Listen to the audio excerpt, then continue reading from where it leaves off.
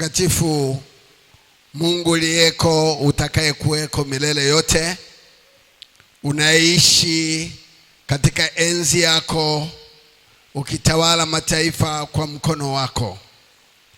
Nasi watoto wako uliotukusanya kwa nguvu na uweza wa Roho wako Mtakatifu, kutoka kila kabila, kila lugha, kila jinsia na kila rika, ukatungamanisha tuwe wamoja, tuseme lugha moja, kwa Roho mmoja, kwa nguvu moja, kwa ajili ya utukufu wako.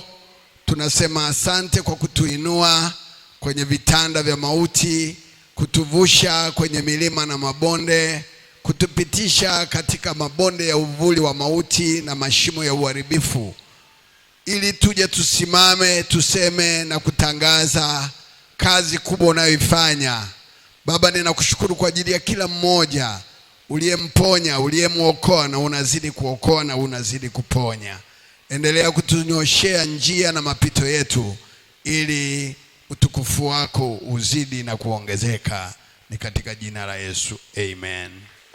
Wakati nimeamka, nilikuwa ninajifunza kitu fulani.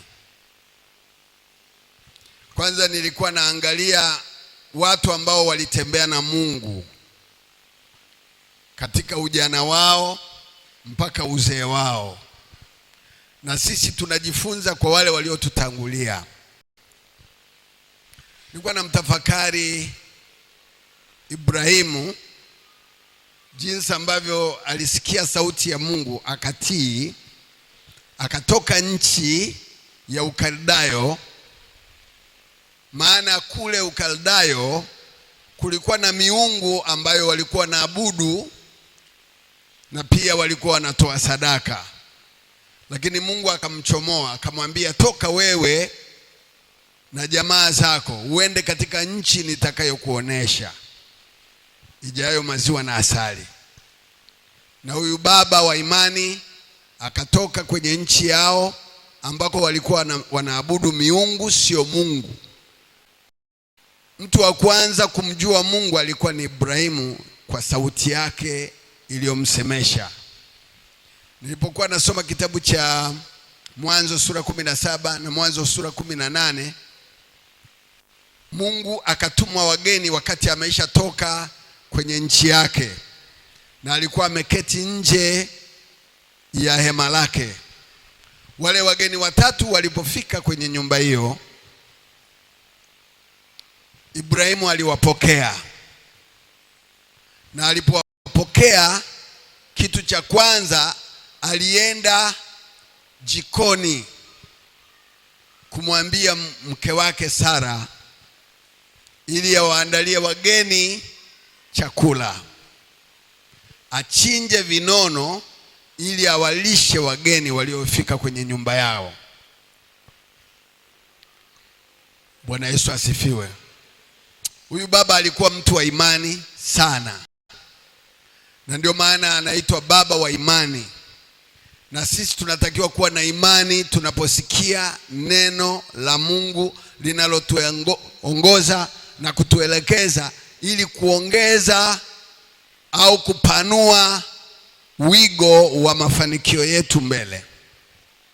Huyu baba, baada ya kuwakarimu au kuwakirimu wale wageni, kuna neno lilitoka kwa wale wageni waliotumwa na Mungu kwenye nyumba ya Ibrahimu. Wakamwambia, majira kama haya mkeo atabeba mimba na atazaa mtoto wa kiume. Sara wakati anapika kule jikoni, sauti ilimfikia, akacheka, akaanza kujiuliza, mimi na umri huu wa miaka 75 ninaweza nikapata raha pamoja na mume wangu mzee? Kipindi hicho Ibrahimu alikuwa na miaka 75, miaka 90. Sara alikuwa na miaka 75. Bwana Yesu asifiwe. Baada ya ujumbe huo, wale wageni waliposema Sara akacheka, wakasema, mbona Sara anacheka? Nilikuwa najiuliza, wako sebuleni, mama huyu yuko jikoni, lakini walisikia sauti ya kicheko. Sara naye akasema sijacheka. Wakina mama muachage uongo. Muachage nini? Uongo. Halo. Lakini hilo alikumzuia Mungu kutenda kile alichokiahidi kwake, kwa Ibrahimu pamoja na Sara. Na kweli majira kama hayo Sarai akapata mtoto. Ngoja tusome tu kidogo, japo sio mahali ambako natoa ujumbe wangu. Bwana akamtokea Ibrahimu karibu na miaroni ya Mamre alipokuwa ameketi mlangoni pa hema yake mchana wakati wa ari. Akainua macho yake akaona, natazama watu watatu wamesimama mbele yake, naye alipowaona alipiga mbio kuwalaki kutoka mlangoni pa hema. Akainama mpaka nchi, akasema, Bwana wangu, kama nimeona fadhili machoni pako, na kuomba usinipite sasa, mimi mtumwa wako, na yaletwe maji kidogo, mkanawe miguu, mkapumzike chini ya mti huu, nami nitaleta chakula kidogo, mkaburudishe moyo, baadaye muendelee, iwapo mmemjia mtumwa wenu wakasema haya, fanya kama ulivyosema. Ukiendelea mbele utagundua huyu baba wa imani alikuwa ni mtu aliyejaa moyo wa kutoa sadaka, moyo wa ukarimu. Na huu moyo ndio uliosababisha Mungu ampe jawabu la maombi yake, la kilio chake, la msiba wake ambao amekuwa nao katika ujana wake mpaka uzee wake. Bwana Yesu asifiwe. Baada ya Mungu kumpa mtoto, Mungu alimjaribu Ibrahimu aone kama Mungu anampenda sana. Ibrahimu anampenda sana Mungu kuliko mtoto aliyempata uzeeni. Na kipindi hicho Ibrahimu alitailiwa pamoja na Ismaeli aliyekuwa mtoto wa kambo kutoka kwa mwanamke mjakazi wake. Na baada ya tohara na watu wa nyumbani mwake, Ibrahimu alipata mtoto wa kiume anayeitwa Isaka. Na baadaye alipomzaa yule mtoto, alipofikia miaka 12, walienda mlimani katika mlima Moria ili wakatoe sadaka kwa ajili ya kumpa Mungu. Lakini sadaka alikuwa ni mtoto aliyepewa, mtoto wa kwanza wa ahadi kutoka viunoni mwake.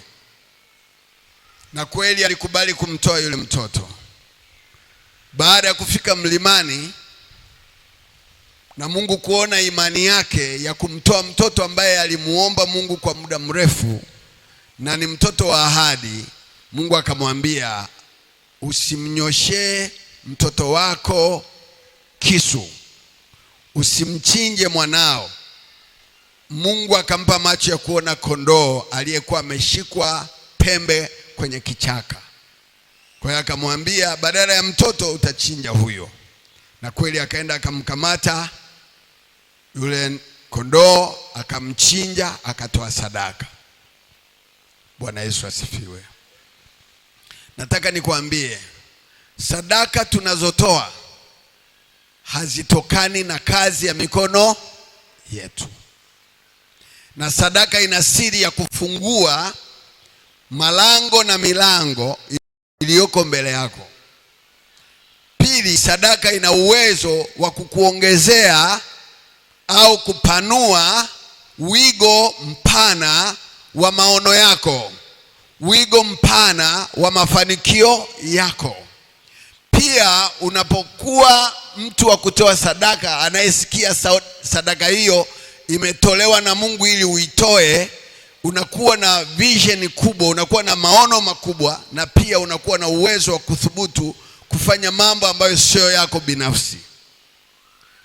Sadaka nyingi ambazo watu wamekuwa wakitoa, na hata ukiangalia toka mwanzo watu walikuwa wanatoa sadaka kwa miungu au miungu migeni au kwa miungu yao au kwa mapepo, lakini Mungu alikataa. Ukisoma kitabu cha Kutoka sura ya 20, Kutoka 25, ukisoma Kumbukumbu la Torati sura ya 32, utagundua kwamba watu walikuwa wanakosea katika kutoa sadaka. Lakini Ibrahim peke yake ndiye aliyemjua Mungu. Baada ya kusikia sauti yake akaitii na akatoa sadaka kwa Mungu. Na wakati anaenda kutoa sadaka, ile sadaka alikuwa ni mtoto, sio fedha wala sio ng'ombe wala sio kondoo.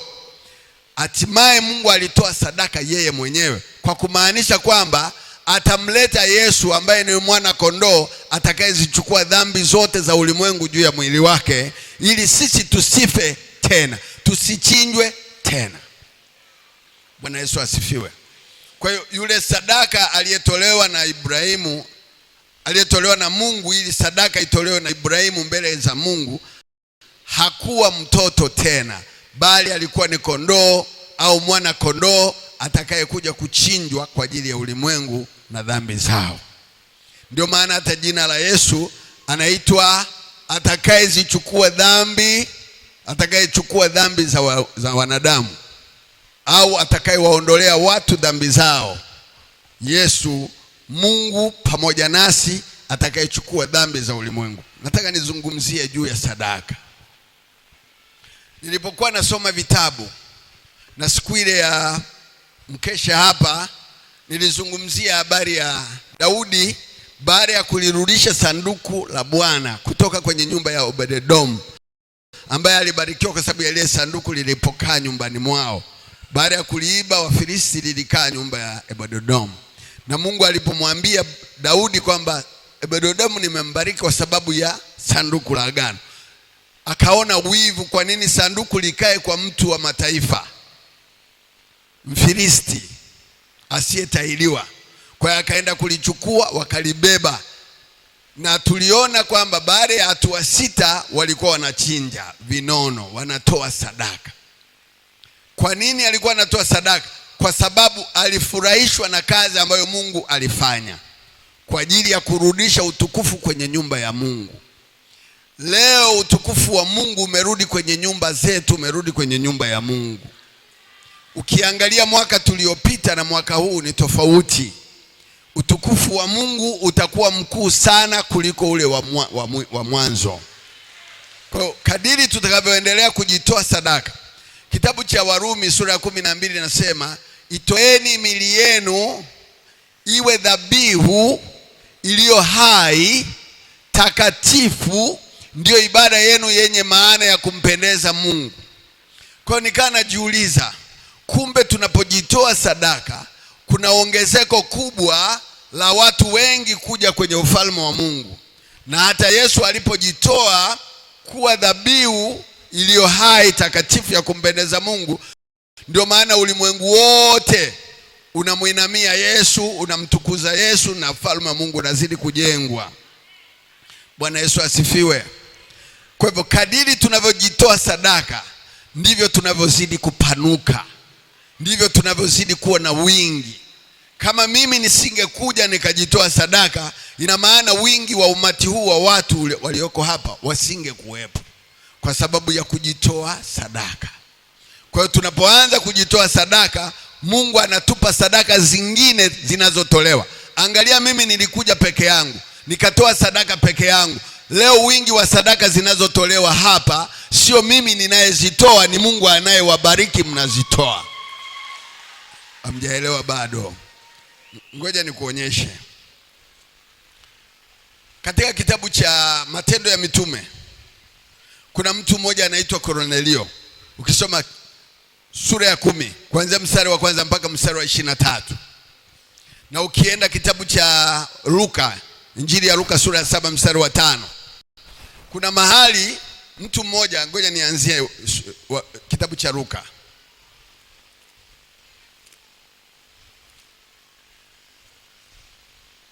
Sura 7 mstari wa 5. Uone watu waliotoa sadaka Mungu anavyowakumbuka. Tuanzie mstari wa 2. Na mtumwa wake akida mmoja alikuwa hawezi, karibu na kufa, naye ni mtu aliyempenda sana. Aliposikia habari za Yesu, alituma wazee wa Wayahudi kwake kumuomba aje amponye mtumwa wake. Nao walipofika kwa Yesu walimsihi sana wakisema, amestahili mtu huyu umtendee neno hili, maana analipenda taifa letu, naye alitujengea sinagogi. Basi Yesu akaenda pamoja nao, hata alipokuwa si mbali na nyumba yake, yule akida alituma rafiki kwake akamwambia, Bwana, usijisumbue, maana mimi sitahili wewe uingie chini ya dari yangu. Kwa hiyo nilijiona sistahili mwenyewe kuja kwako, lakini sema neno tu na mtumwa wangu atapona. Kwa maana nami ni mtu niliyewekwa chini ya mamlaka, mwenye askari chini yangu. Nikimwambia huyu nenda, huenda, na huyu njoo, huja, na mtumwa wangu fanya hivi, hufanya. Yesu aliposikia hayo alimstajabia, akaugeukia mkutano uliokuwa ukimfuata akasema, nawaambia, hata katika Israeli sijaona imani kubwa namna hii. Na wale waliotumwa waliporudi nyumbani, walimkuta yule mtumwa yu mzima. Bwana Yesu asifiwe. Huyu mtu anayetajwa, ambaye alikuwa ni akida, ni kiongozi mwenye mamlaka na maaskari chini yake, kwa sababu alitoa sadaka ya kujenga hekalu au sinagogi. Kwa hiyo kulikuwepo na sifa katika Uyahudi wote kwa ajili ya matendo yake ya imani ya utoaji wa sadaka zile alizokuwa akitoa. Ndipo Yesu wakati wa safari yake au msafara wake, alipoletewa habari kwamba kuna mtu mmoja mtumwa wake hawezi, anataka umuombee ili apate uzima. Na yule akamwambia, sistahili uingie chini ya dari yangu, lakini tuma neno moja na mtumwa wangu atapona. Yesu alistaajabia imani ile.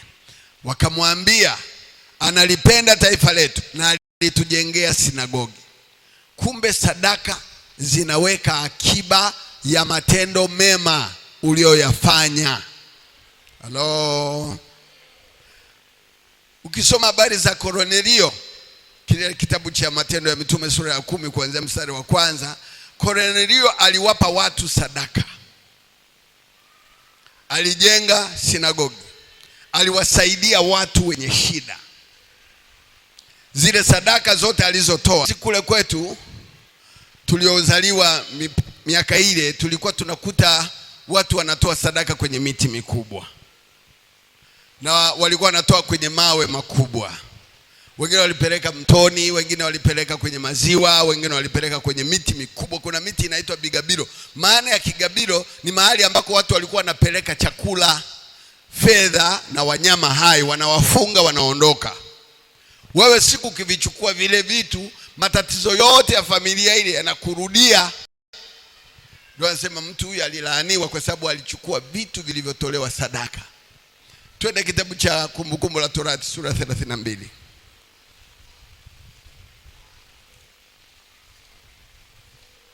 Bwana Yesu asifiwe.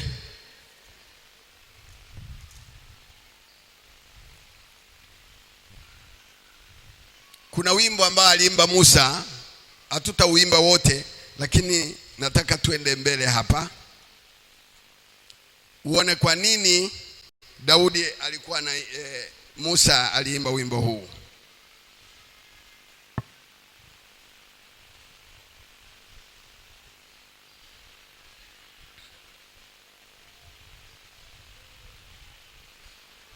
Tuanzie, baada ya kuanzia mstari wa kwanza, tuanzie mstari wa 15. Lakini Yeshuruni alinenepa akapiga teke. Umenenepa, umekuwa mnene, umewanda. Ndipo akamwacha Mungu aliyemfanya, akamdharau mwamba wa wokovu wake. Wakanitia wivu kwa miungu migeni, wakamkasirisha kwa machukizo. Walitoa sadaka kwa pepo, si kwa Mungu, kwa miungu wasioijua, kwa miungu mipya iliyotokea siku zilizo karibu, ambayo baba zenu hawakuiogopa.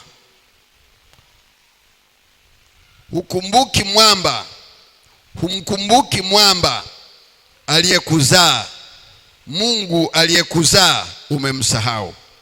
Bwana akaona, akawachukia kwa sababu ya kukasirishwa na wanawe na binti zake, akasema, nitawaficha uso wangu, nitaona mwisho wao utakuwaje.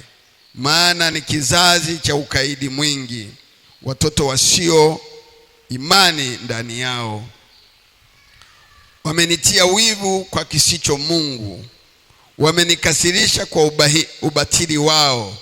Nami nitawatia wivu kwa wasio watu, nami nitawakasirisha kwa taifa lipumbaalo. Bwana Yesu asifiwe. Hayo ni matokeo ya kutoa sadaka, kutojua mahali unakoipeleka au Mungu unayemtolea. Mungu aliwachukia, akawakasirikia kwa sababu walitoa sadaka kwa pepo, kwa miungu migeni na Mungu asiyemjua. Unapotoa sadaka lazima unajua sadaka ninaitoa kwa Mungu wa madhabahu hii, Mungu wa kweli. Halo, Bwana Yesu asifiwe. Usije ukatoa sadaka makaburini. Kuna watu wanapelekaga sadaka kwenye makaburi ya baba zao, babu zao. Usije ukathubutu kufanya. Na si kila mtu unaweza kumpa sadaka. Sadaka ya fungu la 10 haitolewi kwa mtu, inapelekwa mtu wa Mungu anaipokea kwa ajili ya kazi ya Mungu, kujenga kazi ya Mungu, sio kwa ajili yake ale. Bwana Yesu asifiwe. Kuna watu wengi huwa wanatoa sadaka kwa watu. Anakutana na mtu anaomba sadaka, anampa. Sadaka haitolewi kwa mtu yeyote barabarani. Peleka kwenye vituo vya watoto yatima, waite wajane na wagane, wape, kwa sababu wale Mungu amesema muwakumbuke. Lakini hajasema ukutane na mtu mpe sadaka barabarani. Wakati tunafanya intelijensia miaka ile tukiwa vijana, tuligundua wale ombaomba walioko Dar es Salaam kwenye maduka ya Wahindi hawakuwa ombaomba. Yalikuwa ni mapepo yamewekwa pale, ili ukipeleka pesa yako ukampa, tayari uchumi wako wote unabaki kwa Muhindi. Na ndio maana unaokuta Wahindi wanatajirika sana, kwa sababu wana namna ya kuweza kukamata pesa za watu. Na utaona ni vivutio vya wewe kuingia dukani ununue kitu ambacho wewe hujapanga. Halo, wale wanaita, unamuona, unamuhurumia, kumbe tayari unaingizwa kwenye ibada ya miungu migeni. Nataka nikwambie, sadaka zinazotolewa kwa moyo wa kweli wa kumpenda Mungu wa kweli huwa zinaacha kumbukumbu au alama ya mafanikio ya mtu alipokuwa anaishi. Na bado watu watakumbuka sadaka zile ulizozitoa, kazi kubwa ulioifanya na Mungu alivyokubariki, na watafurahia kazi ya matendo yako mema uliyoyafanya. Bwana Yesu asifiwe. Kwa sadaka inasema, sadaka inanena kwa ajili yako. Naona mtaki, basi naacha hilo somo. Sawa naacha hilo somo, mtajua wenyewe sasa. Niache eti? Niache?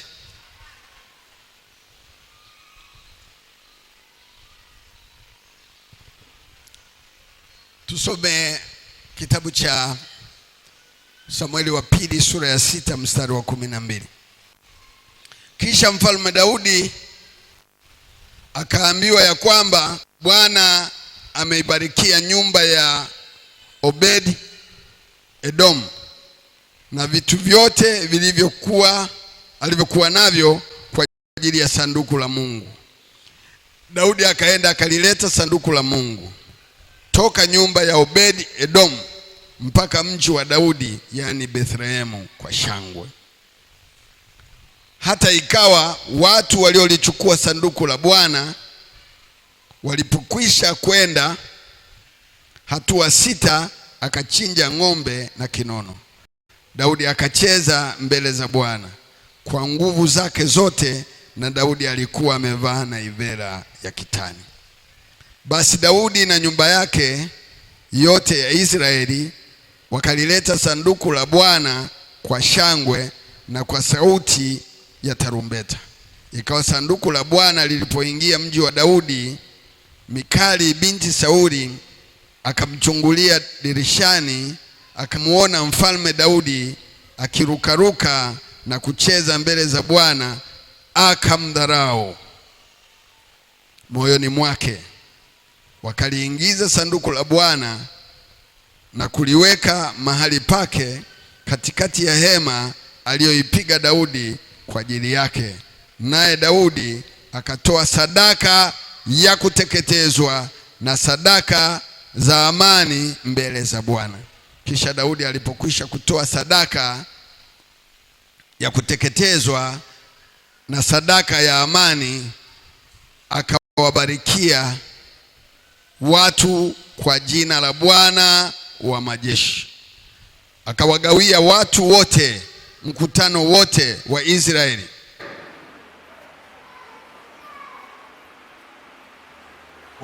wanaume kwa wanawake, kila mtu mkate wa ngano na mkate wa zabibu.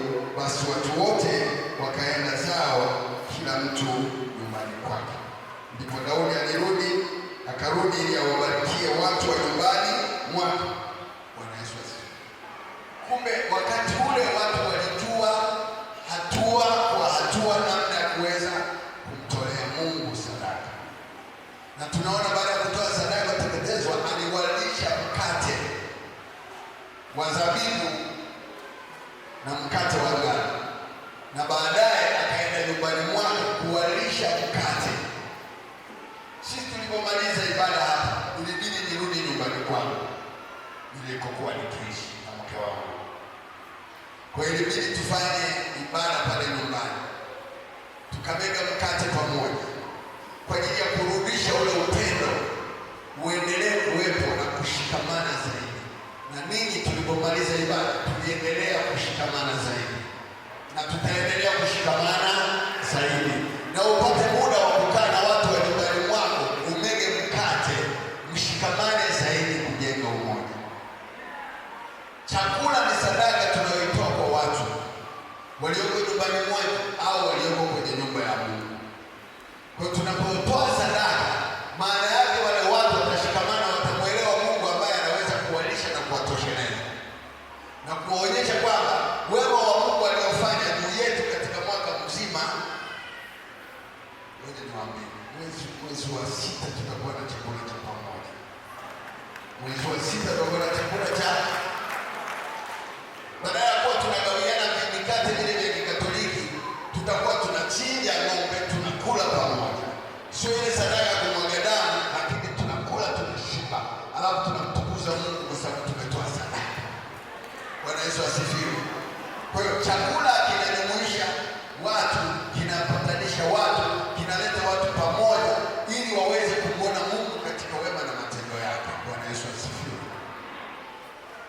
Angalia watu matajiri, ukutana mahali, ula pamoja, unwa pamoja. Nilikuwa nasoma habari fulani inasema hivi, makanisa yote tunapotoka kwenye ibada hapa,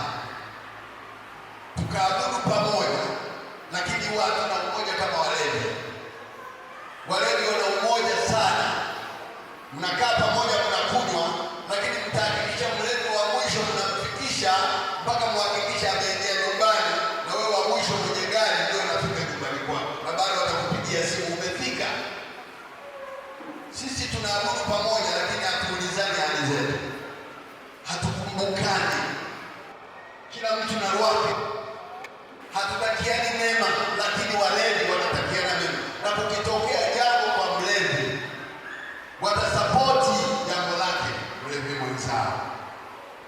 Wangapi waliwahi kunywa pombe wanajua?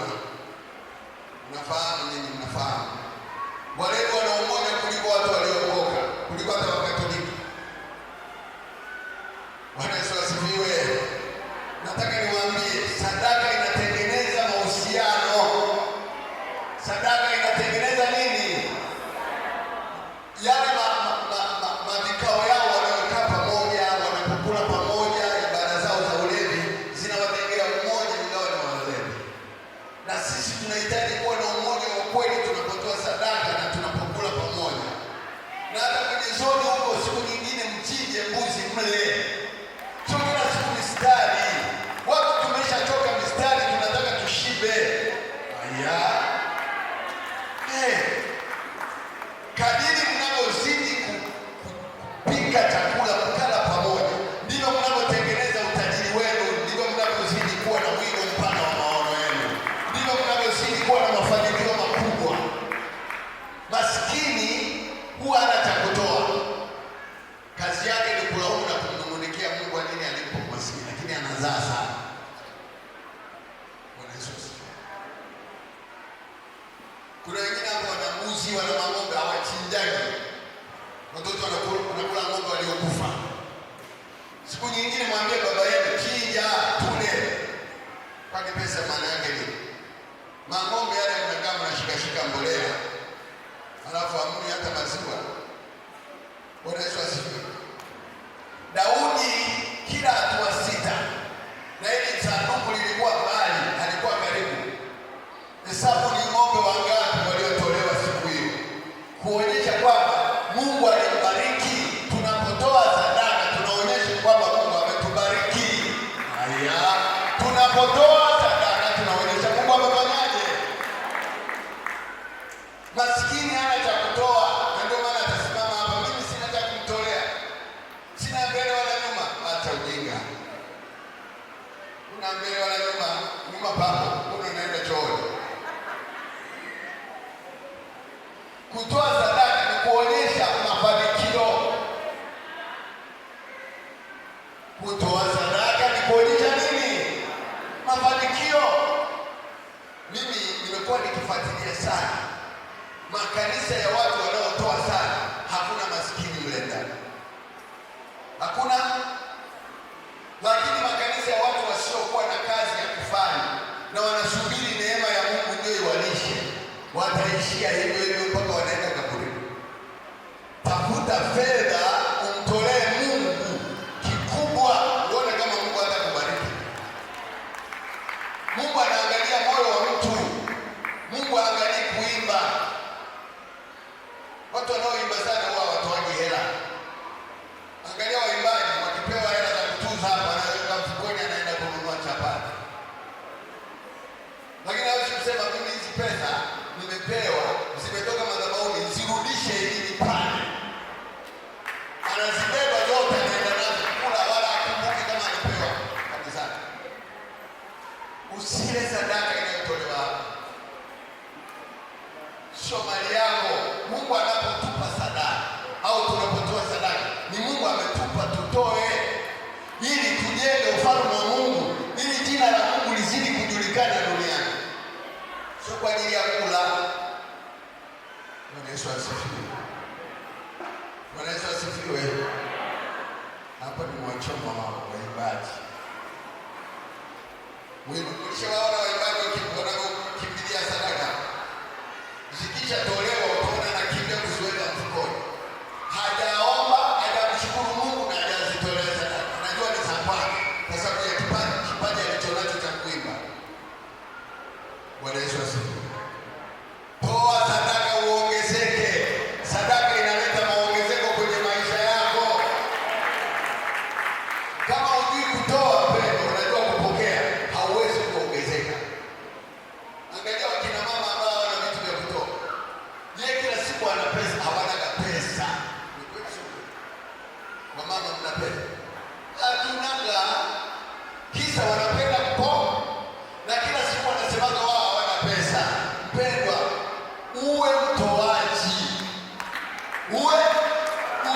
mtoaji huwezi kuwa na moyo wa kusononeka kila saa unawaza mimi si maisha. Sisi hatunaga maisha ya kuwaza juu ya maisha, tunawaza jinsi ya kuweza kuwalisha watu wa nyumbani wetu, na Mungu anatupa uwezo kwa sababu anaona hawa watu tukiwabariki hao wataweza kuwasaidia na wengine na wengine. Lakini mtu anayepokeaga na kula tu anawaza nywele, kucha. Siku moja sadaka yako itoe kwa ajili ya nywele na kucha zako. Mwambie Mungu, mimi wiki hii siendi saluni. Kama ni 25,000 unaitumia, unasema naenda kuitoa madhabahuni ili Mungu anipe nywele nyingi zaidi kuliko hizo za bandia. Haya mbaya na nywele. Mungu tunaita manywele. Sikiliza wana wa Mungu. Waliotoa sadaka wote walikuwa matajiri. Na wewe ukitoa sadaka tajiri. Ukitoa nini? Sadaka wewe ni tajiri. Hauwezi kufilisika. Na wala magonjwa hayawezi kukuandama. Hao wanaotolea mapepo sadaka ndio wanauaga kisukari, kansa,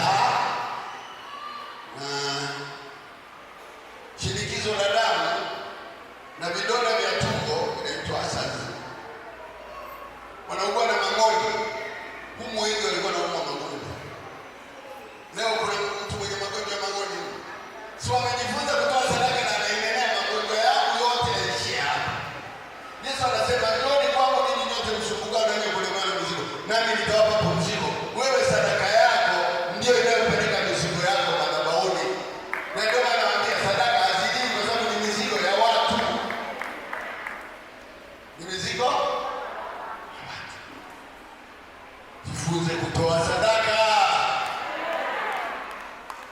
Jifunze kutoa. Na lazima uielekeze kwenye madhabahu iliyo hai ya moto ili iteketezwe hiyo sadaka. Na ikiteketezwa maana inakubalika. Bwana asikubali, asitakabali sadaka zako ulizotoa mwaka jana.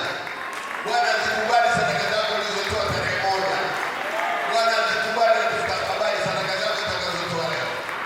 Uone kama utakuwa na magonjwa wewe nyumbani mwako. Hata masuala ya kulazwa na kuugua yatapungua. Unajua kweli kwamba usipotoa sadaka zitaenda kwa miungu. Usipotoa sadaka zitaenda kwenye madawa. Usipotoa sadaka zitasababisha mambo ya hatari na ajali kwenye maisha yako. Kila mara utakuwa ni kutoa tu. Siku moja Katonda alinipigia simu. Amehangaika sana babake, akampeleka sijui Kinga. Siku moja akaniambia, baba, hapa nilipo napanga kwenda Jaramogi, usiende.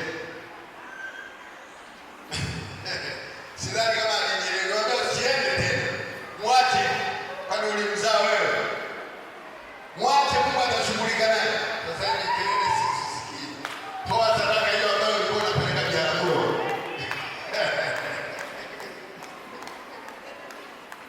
Kila siku naenda nachoma mafuta. Naona mimi Mungu amenipunguzia, baba sasa hivi hayupo. Nilikuwa naenda sadaka na leta kwa nyumbani. Bwana Yesu asifiwe. Sikiliza. Tunapotoa sadaka, tunapunguza heka heka na misukosuko za maisha. Na sadaka